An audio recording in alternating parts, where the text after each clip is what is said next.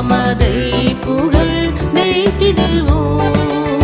துதிகன மகிமை இயேசுவுக்கே நிறுத்திடவே தம்முன் நிர்மலராய் திரு சரீரத்தின் வழியா மரணத்தினால் நிறுத்திடவே தம்முன்